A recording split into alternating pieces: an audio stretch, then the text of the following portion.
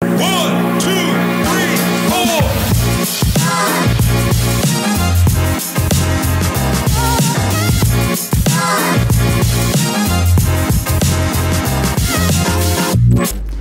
Assalamualaikum warahmatullahi wabarakatuh. Waalaikumsalam warahmatullahi wabarakatuh. Berjumpa kembali kali ini bersama Universitas Terbuka Jambi, masih pada kegiatan podcast kita di ajang UTOK Jambi, mengedukasi, menginspirasi. Pada kesempatan kali ini bersama saya Ceki Mutakin, kita akan berbincang-bincang dengan salah seorang mahasiswi terbaik UT Jambi dan juga ditemani oleh Bapak penanggung jawab kemahasiswaan, dan kita akan berbicara seputar kemahasiswaan juga prestasi mahasiswi UT Jambi. Baiklah, pada kesempatan kali ini mungkin kita akan awali dulu dengan kita menyapa para tamu atau narasumber kita yang sudah hadir pada kesempatan kali ini. Di sebelah kiri saya sudah hadir salah seorang mahasiswi Universitas Terbuka Jambi. Silakan perkenalkan diri dulu, Mbak. Perkenalkan, nama saya Rizka Hermawati, jurusan ilmu hukum. Oh ya, Rizka Hermawati ya, jurusan ilmu hukum. Semester berapa Mbak Rizka? Semester 3, Semester 3 ya. Dari mana asalnya? Tanjung Jabung Barat. Tanjung Jabung Barat. Baik, jadi nanti kita akan berbincang-bincang dengan seorang Rizka Hermawati, merupakan salah seorang mahasiswi UT Jambi yang berprestasi. Nah, berprestasi di bidang apa nanti kita akan tanyakan lebih lengkap. Selanjutnya kita ke Bapak penanggung jawab kemahasiswaan. Silakan Bapak. Baik, terima kasih Bapak Ceki Mutakin. Ya. Saya Soekarno, penanggung jawab kemahasiswaan pada UT Jambi. Ya, selain penanggung jawab kemahasiswaan, Bapak Haji Soekarno SIP adalah penanggung jawab bahan ajar juga, dan dalam hal ini kapasitasnya sebagai penanggung jawab kemahasiswaan. Baik, Mbak Rizka dan Pak Soekarno, mungkin kita langsung ke topik pembahasan. Saya pertama kali ke Pak Soekarno terlebih dahulu. Pak Soekarno, mungkin supaya para penonton atau pemirsa kita di sini, baik itu mahasiswa UT ataupun kalangan umum yang menyaksikan video ini nantinya, apakah ada atau seperti apa kemahasiswaan atau penyelenggaraan kegiatan kemahasiswaan di UT Jambi bagi mahasiswa, sehingga mungkin para mahasiswa jadi tahu bahwa kita ternyata di UT Jambi itu tidak hanya berbicara tentang akademik saja, namun ada hal-hal positif lainnya yang bisa dikerjakan atau dilakukan oleh mahasiswa kita yang tidak menutup kemungkinan berprestasi.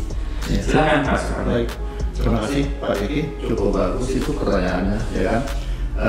Dalam kesempatan yang berbahagia ini, kami menyampaikan beberapa hal berkenaan dengan kemahasiswaan yang secara umum, bahwa di dalam suatu institusi perguruan tinggi ya bidang kemahasiswaan tidak bisa lepas, yaitu salah satu yang menjadi prioritas dari perguruan tinggi. Apalagi saat ini setiap perguruan tinggi itu kan ada tolok ukur yang bisa meningkatkan kualifikasi perguruan tinggi itu sendiri.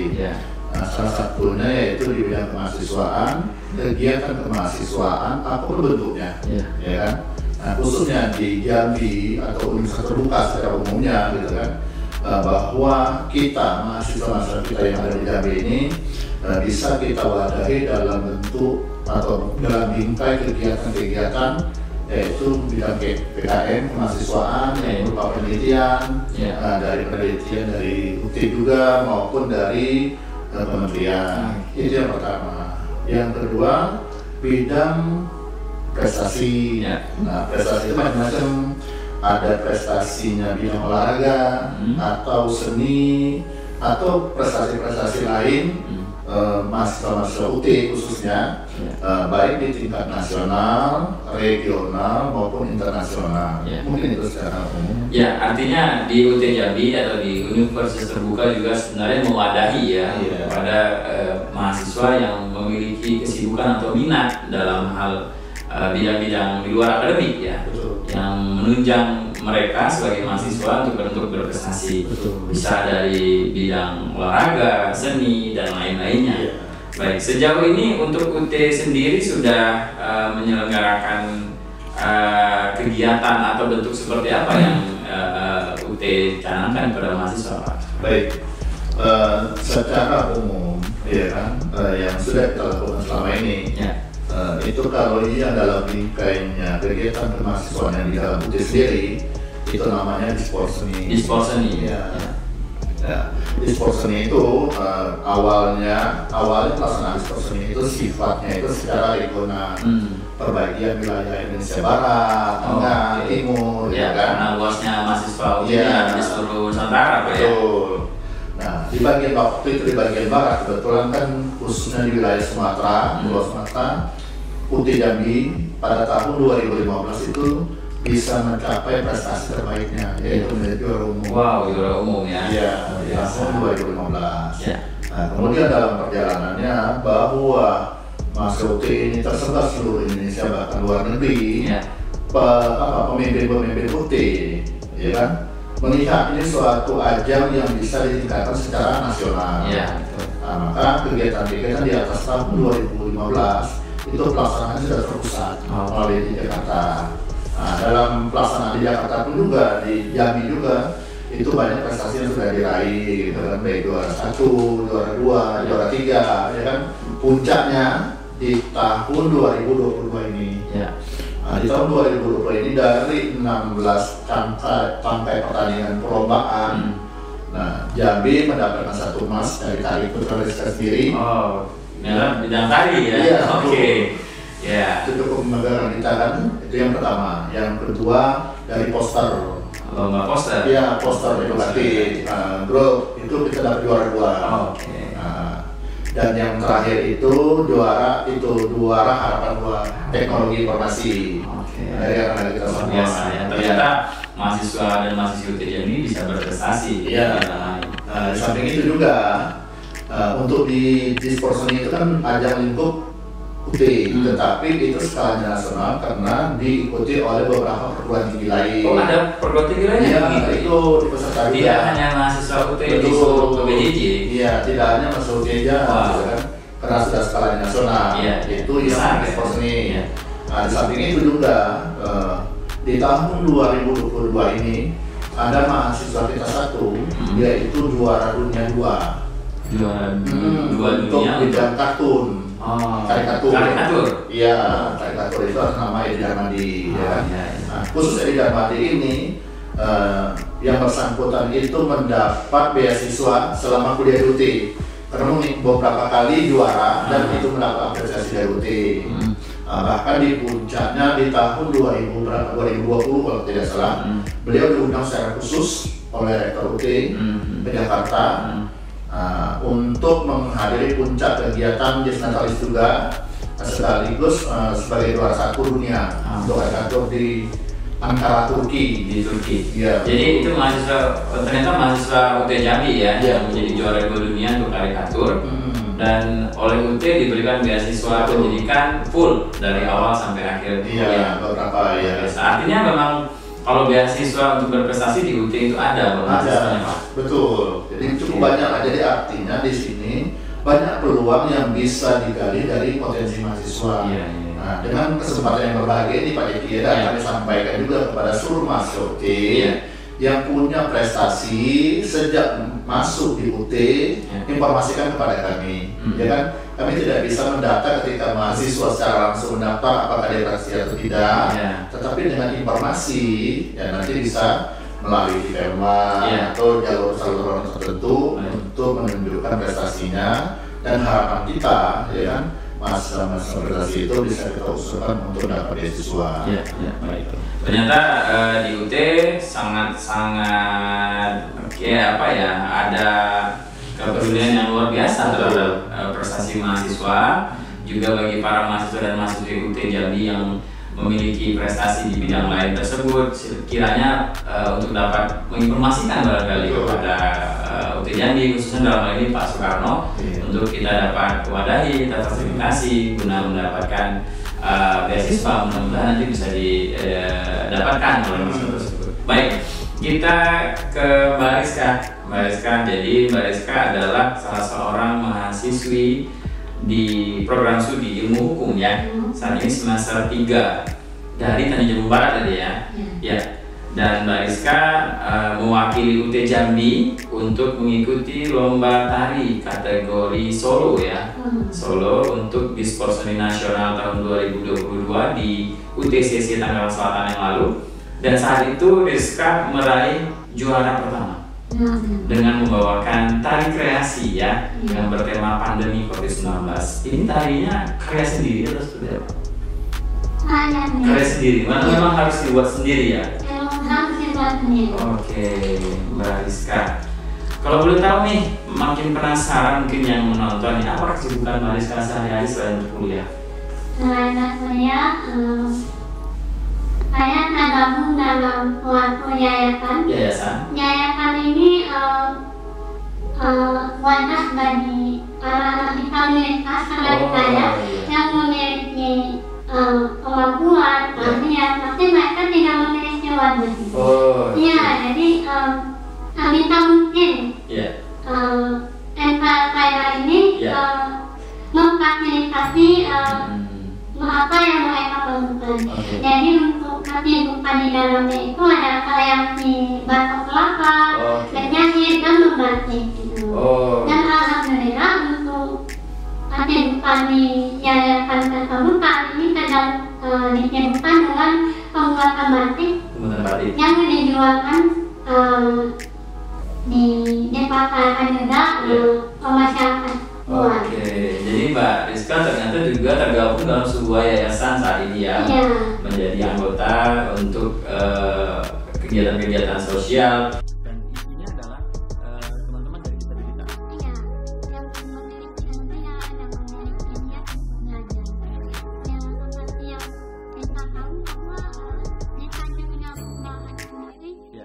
Masih ini wadah untuk mereka biasanya mereka itu mau bertanya tapi nggak tahu kemana. Betul sekali. Ternyata Mbak Rizka tergabung dalam sebuah yayasan yang mewadahi teman-teman disabilitas, teman-teman yang punya kelebihan di sini untuk bisa berprestasi ya, untuk tidak hanya berdiam diri ya, harus bisa mengembangkan potensi diri yang ada. Salah satunya di sana ada yang membatik ya ceritanya, buat menjahit dan lain-lain. Oke. Untuk Mbak Rizka sendiri selain sibuk di dalam kegiatan sosial dan di yayasan sendiri tersebut, untuk berkuliah di UT-nya bagaimana sejauh ini? Apakah menemukan kendala yang berarti atau selama ini masih tidak ada masalah atau seperti apa dengan kuliahnya? Jadi pertama kali saya berkuliah di UT ini sedikit bimbang ya, karena perbedaan latar-belakang. Karena anak-anak teman saya itu dianggap tidak akan mampu mengikuti perkuliahan. Iya, betul sekali. Jadi dengan dukungan dan dorongan banyak keluarga, teman-teman, itu benar-benar berpengaruh. Mungkin kalau bukan karena dorongan mereka, saya tidak akan menjadi di sini. Jadi saya dapat bocoran nih, ternyata Mbak Rizka adalah mahasiswa UT penerima beasiswa. Iya. Penerima beasiswa jalur KIPK. Oke, jadi Mbak Rizka adalah salah satu dari yang terbaik di tahun lalu saat UT Jambi menerima kuota untuk jalur KIPK di Kabupaten Tanjung Barat dengan prodi ilmu hukum. Nah, artinya tidak ada kendala selama ini untuk berkuliah? Alhamdulillah tidak ada, masih lancar semuanya ya. Hasil ujian seperti apa 2 semester yang sudah?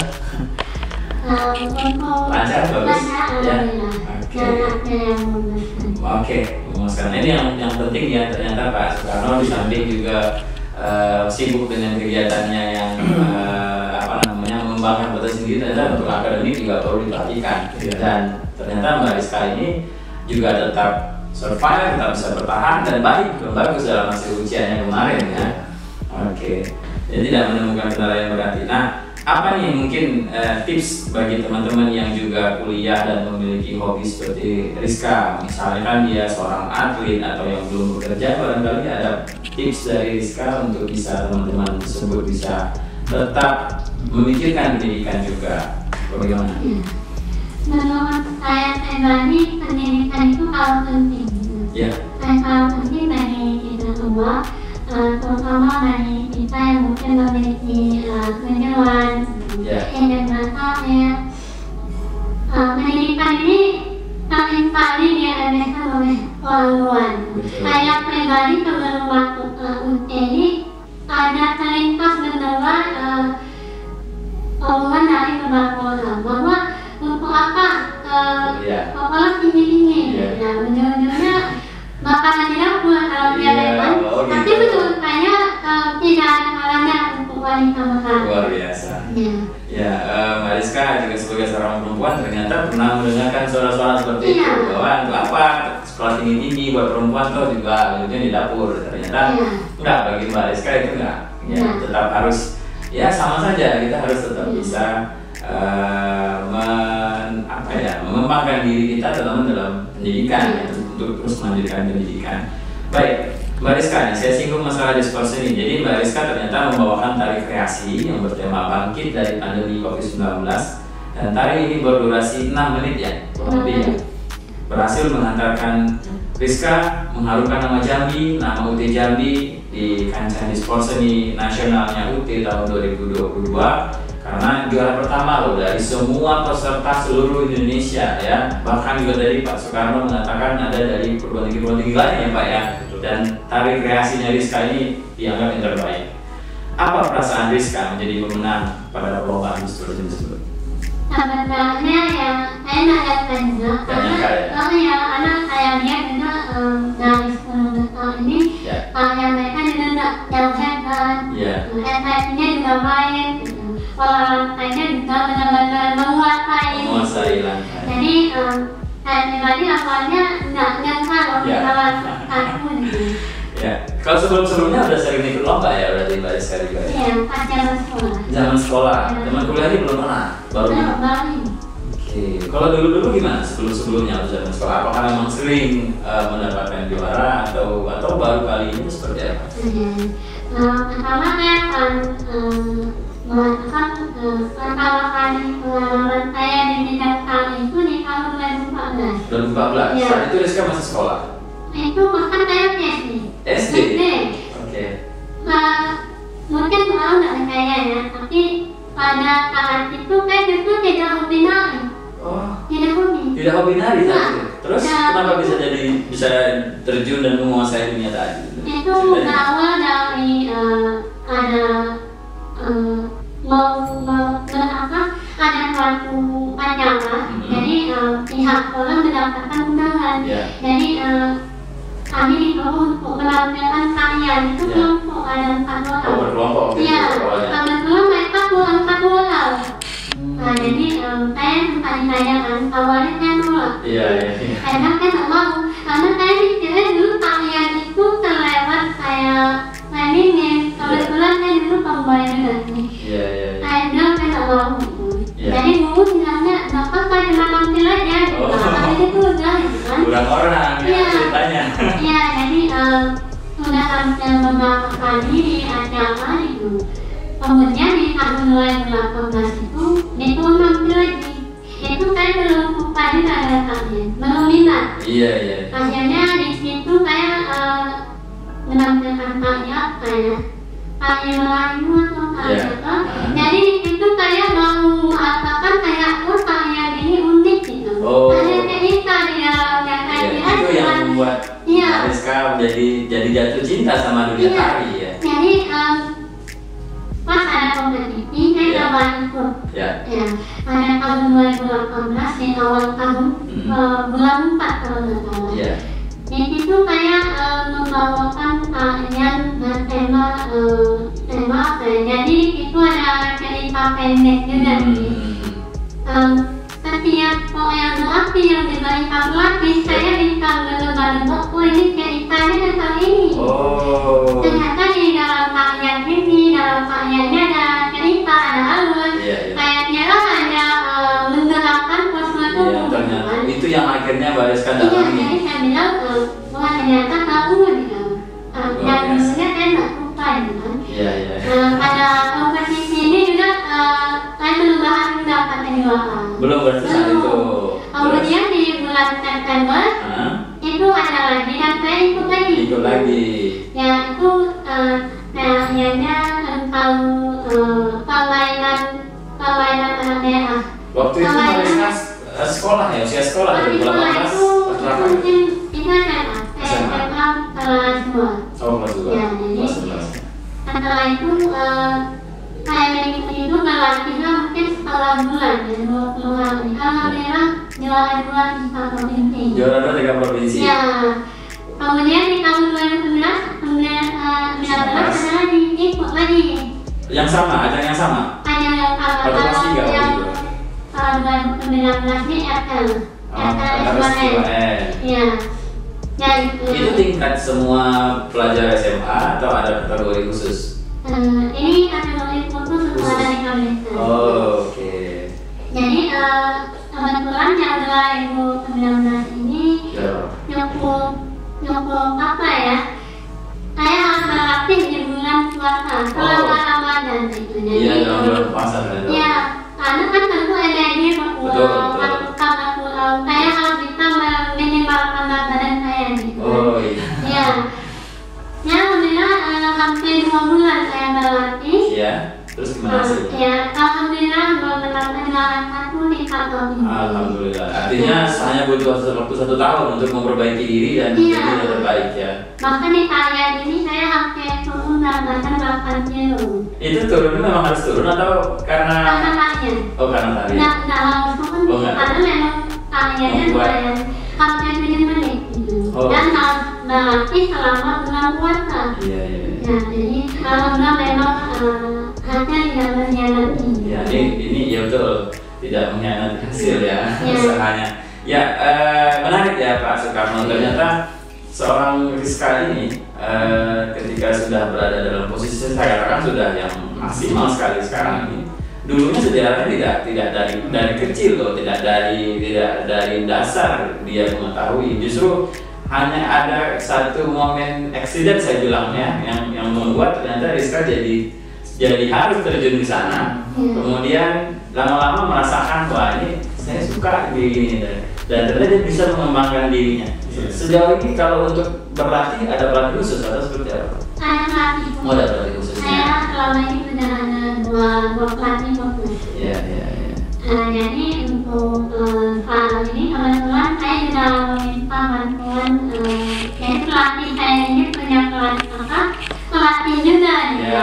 Jadi kami juga meminta masukan tentang area ini karena selama saya lomba itu baru tahun ini yang temanya memang ditentukan karena selama saya lomba itu yang temanya itu bebas kalau tentang apa aja apalagi untuk yang waktu bersaing di nasional kemarin waktunya juga nggak lama karena takut dewan kontak tidak jadi akhirnya kami meminta yang memang paham dengan kalian kebetulan apa tuh perasaannya waktunya nggak banyak yang beda sih ini skalanya lebih besar loh kemudian waktunya malah lebih sedikit Pak Pak ya kalau kemarin saat dia 3 provinsi lumayan lama 2 bulan ini mungkin buat nasional tapi nggak sampai 2 bulan ada kesulitan nggak waktu itu ada berdasarkan kesulitan awalnya kemarin saya hampir mau mundur karena yang nggak pernah secepat itu karena ini apalagi kalau doakannya lumayan banget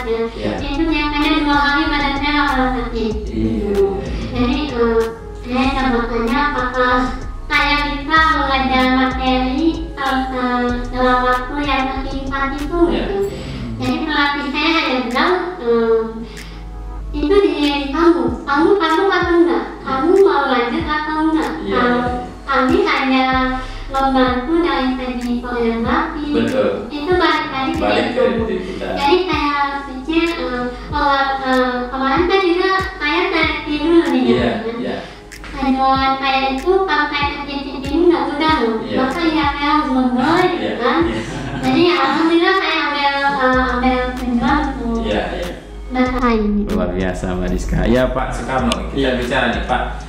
Mbak Rizka, biar yang lain juga pada tahu nih, bagaimana kemudian sampai ke titik ini itu itu melalui proses seleksi juga. Nah, kita bicara di sport seni nasional atau untuk di sport seni di UT Jambi sendiri, seperti apa Pak? Kita di UT Jambi mengambil tindakan atau seperti apa yang membuat para mungkin mahasiswa kita bisa berprestasi? Mungkin apa langkahnya? Iya, baik Pak Diki.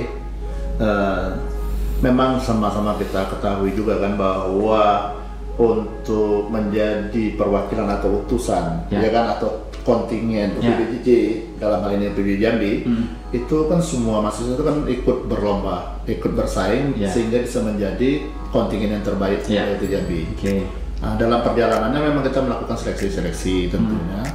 Dengan cara apa? Memang khusus yang di sport seni ini sendiri, bahwa mahasiswa yang bisa ikut di sport seni pertama adalah mahasiswa UT asli. Itu harus mahasiswa UT asli dong. Terus yang kedua itu sudah menempuh 2 semester. Minimal semester. Artinya baru bisa ya di semester ketiga atau semester sudah kedua boleh masuk semester kedua lah istilahnya itu ya kan, walaupun belum ujian. Seperti ini kan seperti kemarin saat itu dia masih di semester 2 ya untuk latihan, tapi udah mau selesai. Kemudian ujian baru seleksi. Seperti itu. Kemudian di samping itu sendiri tentunya ya kan kita melalui seleksi pendaftaran, ya kan, pendaftaran kita buka kepada seluruh mahasiswa. Dari hasil pendaftaran itulah kita akan seleksi ulang kembali sehingga terpilihlah mahasiswa-mahasiswa yang terbaik untuk menjadi utusan Jambi. Kalau untuk waktunya sendiri, apakah ada waktu khusus? Maksudnya apakah ini kegiatan rutin? Kalau per tahun kira-kira di bulan berapa? Baik Pak Kiki. Ini sebenarnya ini kan merupakan agenda rutin tahunan, ya kan? Tahunan dibarengi dengan puncak Dies Natalis UT.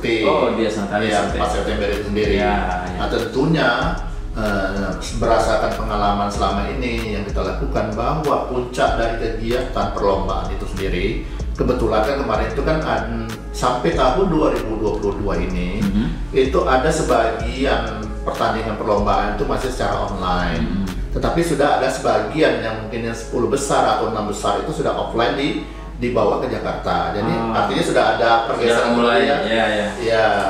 Kalau sebelumnya Pak Diki, ketika mahasiswa itu terpilih menjadi utusan Jambi, otomatis semua peserta itu akan kita bawa ke Jakarta karena perlombaannya sifatnya offline. Mudah-mudahan ya kan di tahun 2023, di awal 2022 ini kita sudah berhasil. Sebagian yang kita bawa Jakarta itu berhasil semua, alhamdulillah gitu kan. Satu di bawah, satu juara satu. Itu.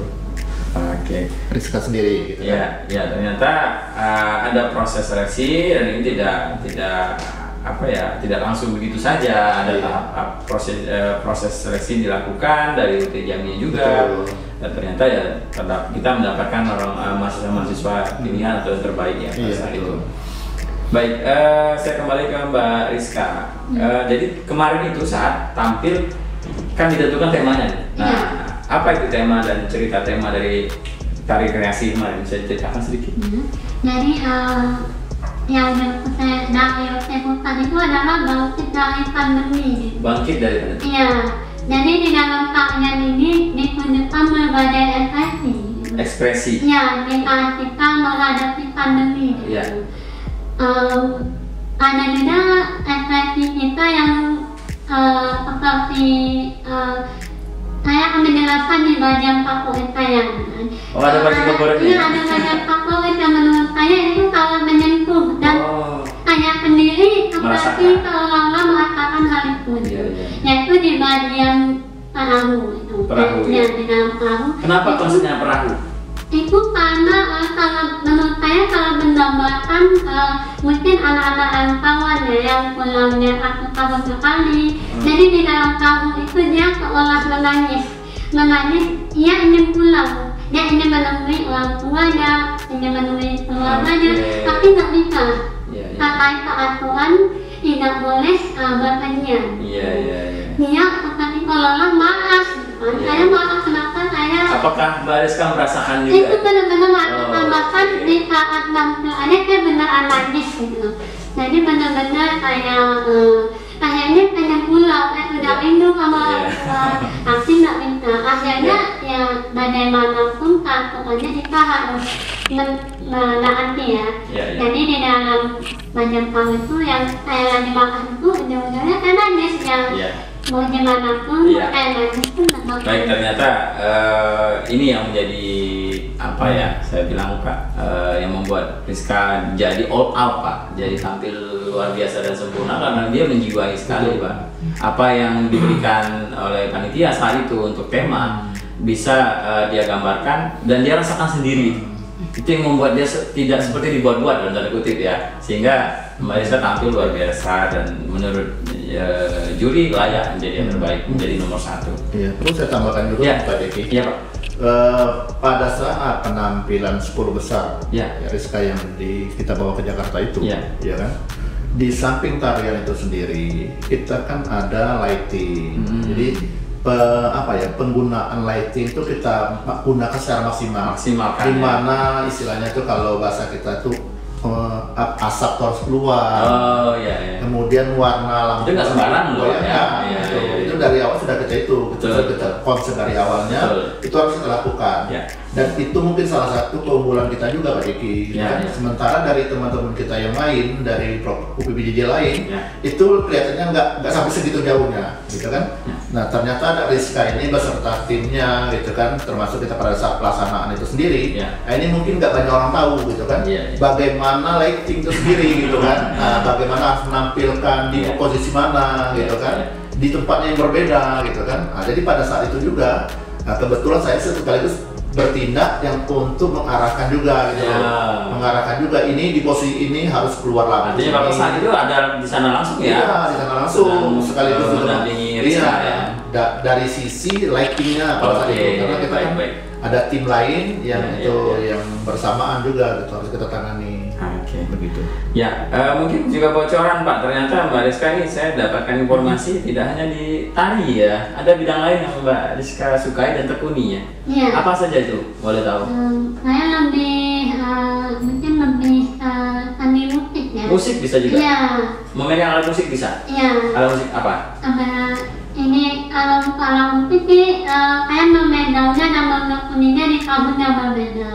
Jadi dari awal saya menekuni bidang musik itu di 2015 ya. Tahun 2015 itu pertama kali saya sebagai drummer. Bisa main drum juga? Wow, luar biasa. Hobi saya juga? Jadi sampai zaman SMP SMA saya habiskan menendang di sekolah.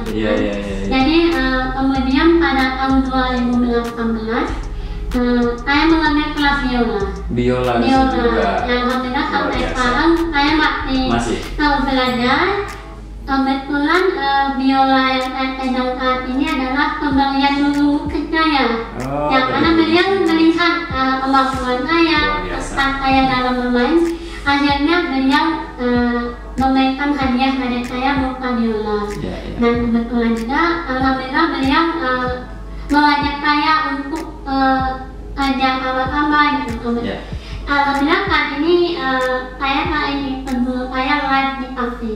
Live di kafe di Kuala Tungkal. Di Kuala Tungkal. Untuk lebih ternyata teman-teman kita yang di Kuala Tungkal juga yang terjun di musik ternyata dalam mahasiswa itu keren sekali Pak. Ada lagi yang lain selain itu di bidang lain? Kalau tadi sudah bidang seni ya, seni, musik, dan tari juga. Bidang lain?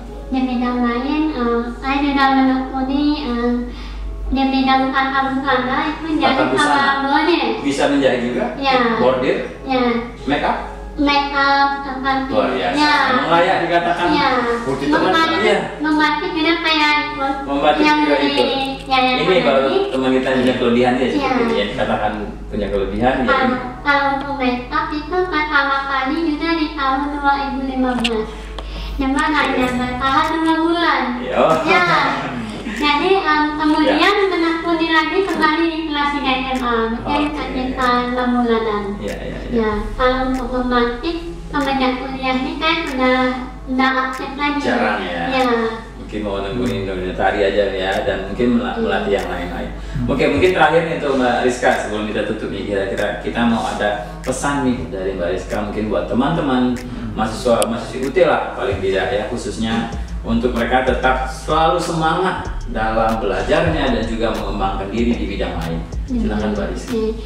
Jadi buat kalian yang mungkin mempunyai kelebihan, mempunyai tujuan atau ingin mempelajari bakat, menurut saya itu hal yang harus kalian utamakan. Karena kakak ini kebanyakan dari mereka takut kalah memilih harta, takut kalah jangan. Jadi apapun yang ingin kalian raih itu peganlah dengan kuat, pertahankan, dan akan. Oke, jadi tetap pada tujuannya, ya, kemudian punya tekad yang kuat, pertahankan dan jangan pernah menyerah, ya. Itu pesan dari Mbak Rizka buat kita semua. Pak Soekarno, sebelum kita tutup, Pak Soekarno, bagaimana mungkin ada sesuatu yang disampaikan terkait seputar kemahasiswaan di UT Jambi buat mahasiswa UT Jambi? Terima kasih Pak Diki. Ini mungkin sebelum mengakhiri, mungkin ada beberapa pesan kami kepada mahasiswa UT khususnya, gitu kan. Mungkin calon secara umum, calon mahasiswa UT yang di luar sana mungkin belum masuk UT, dengan melihat kegiatan kita pada hari ini mungkin bisa tertarik. Pertama, ya kan, kita punya potensi. Potensi kita itu kita tidak bisa ketahui sebelum kita terukur. Betul. Ya kan? Dan terukur itu sendiri adalah ketika kita mengikuti kegiatan-kegiatan atau perlombaan, ya kan? Itu yang pertama. Yang kedua, dengan segala kondisi, manusia tidak sempurna, ya kan? Ada kelebihan, ada kekurangan.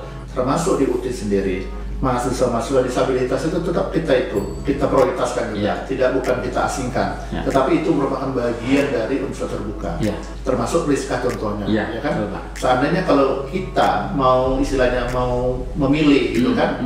Kan bisa kita pilih yang lain, tetapi kan bukan masalah itunya. Artinya potensi yang dimiliki itu yang kita jual, itu yang kita kita tampilkan, sehingga tidak ada istilahnya mahasiswa lebih kekurangan.